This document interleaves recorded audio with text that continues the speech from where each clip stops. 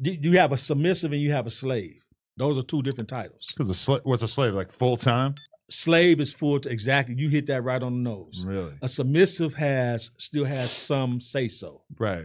A slave wants to live this day to day. 24/7. Wow. She wants you to tell her what to dress like, what to eat, what to spend her money on. She might text you that, what should I wear this today?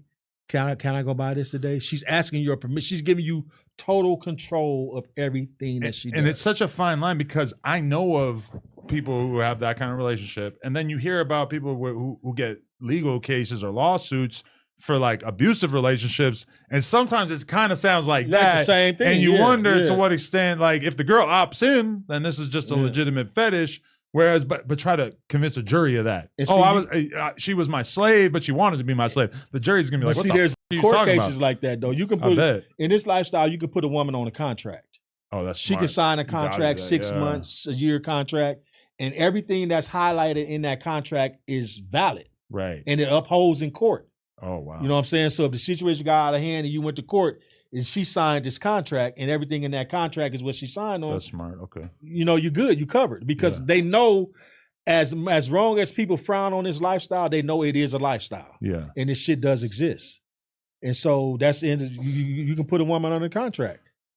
And so it's like, even when I got into this, I used to tell people all the time about my stories, tell them all my experiences. And my people was like, oh man, you need to write a book. You need to write a name. This shit is unbelievable. I can't believe this shit. So I had so many stories, bro, to where every time I told somebody, they would tell me, man, write a book, write a book, write a book. You need to write a script, do something. Because they never heard this from a black man. Usually in the BDSM and the kink fetish world, they associate with white couples and white people and stuff like that. Oh, that's the white people do all that freaky shit. But they don't understand that there's a big community of black people and people of other colors, other ethnicities that are in that lifestyle. Yeah, I kind of had that realization at some point when I first opened up our relationship and my wife first shot porn with another guy. And I kind of realized like, oh, the hip hop audience that I have cultivated over the years is kind of like the number one audience that is going to think that this is the absolute craziest thing shit ever. Yeah. Whereas on the other hand, if you're hanging out around sort of like, affluent white people in Beverly Hills, it's normal. Quite often, people don't really need this explained to them. That's just normal. Ordinary. I never looked at that shit as abnormal.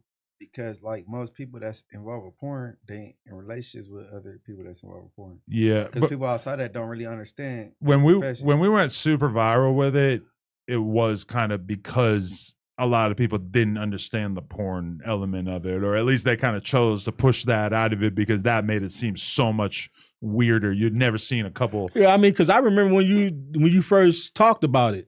When you let it happen, and with Crip Mac, and they were asking you like how you feel and how you feeling about it, you was kind of like, shit, I don't really know, like like it is.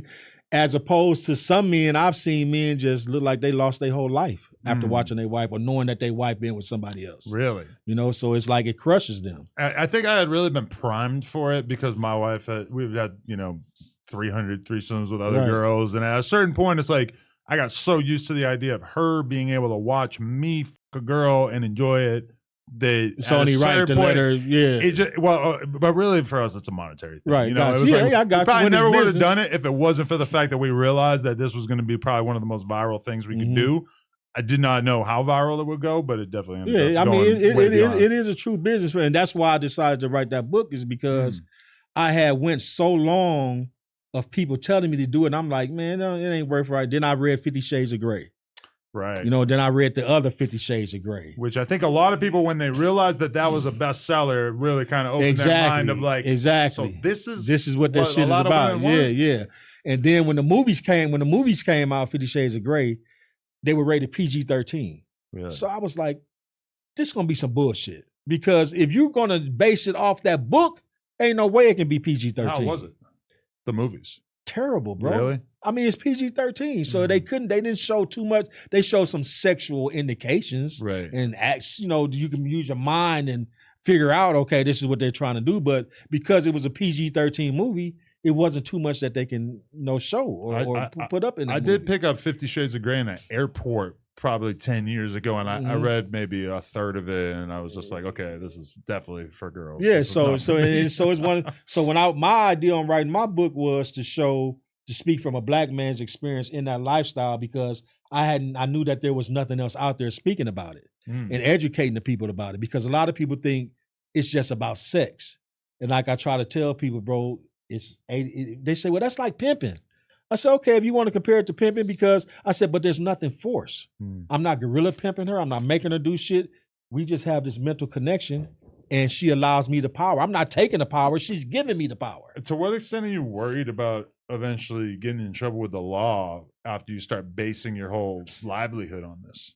I don't. When I was doing it, I never worried about that. Yeah. I never worried about that, because I had learned that because it is a kink and a fetish lifestyle, that this is something that's legal. Yeah. And as long as I'm not forcing it, because what Diddy was doing with Cassie, everybody say that, okay, she wasn't a victim. She wasn't a victim. She wasn't a victim. And I agree on up to a certain point, and I can speak on that because I know from experience with this lifestyle. Uh-huh. In the beginning, she wasn't a victim. She was a willing participant. Right. She was calling him up for freak off sometime. It wasn't always just him. But where she became a victim and where he crossed the line was when she said to him, I don't want to do this no more. Mm. You know, I don't like the way you're treating me, and I feel like I'm being used and All abused. right. That's when she became a victim. Because like they said, a woman can say yes 1,000,000 times, but that one time that she says no and you push her, And that's it. And even right there, like, he's the definition of a guy who entered into this kind of relationship, but with his wife. Right, exactly. And see, the thing about it is he was on some cuck activity. Yeah. Having a guy masturbate, him rubbing a guy's semen all over his chest.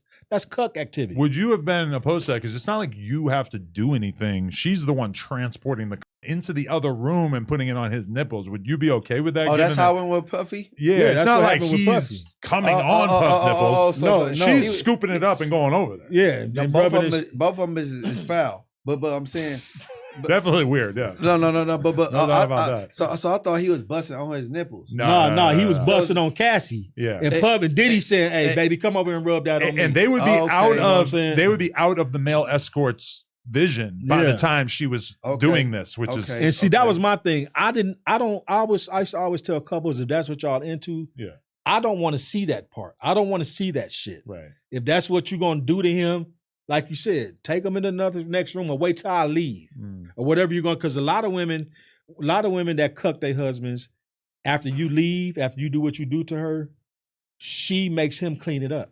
Yeah. He got to clean up her pussy, clean up whatever mess you made, and he's willing to do it. I've seen porn over the years because I'll sometimes just click on a random video and it's a girl getting f***ed by two guys or whatever, and you click on it and then you start to realize like, oh, this is a cuck Yeah, it's a scene, cuck which scene. contrary to popular opinion, not something I've ever really consciously sought out. And then you'll see that there's a guy who's just kind of, he's got his head all up like near the dick. The guy comes on the face, the guy's licking it up. And it kind that's of really the whole thing That's up for too me. much. Yeah. And see, I don't want that's- to see that. And see, that's why I didn't do. That's why I always tell them in the beginning, this is heterosexual only. Yeah. Your husband, you're not about to. I'm not about to bust on you and watch you rub this shit on him. Yeah. I don't want to be a part of that scene. Especially since I don't want to you're see supposed that to be shit. in charge so you can make your own right. rules in So that yeah, so regard. y'all got to follow what I say. If you haven't checked out Everything 420 yet, you are definitely missing out. From glass gear to infused sweets, they've got one of the best lineups online. They ship fast, it's always discreet, and their app makes shopping too easy. The deals are always running, and you can use code NOJUMPER for a little bonus at checkout. Shout out Everything 420.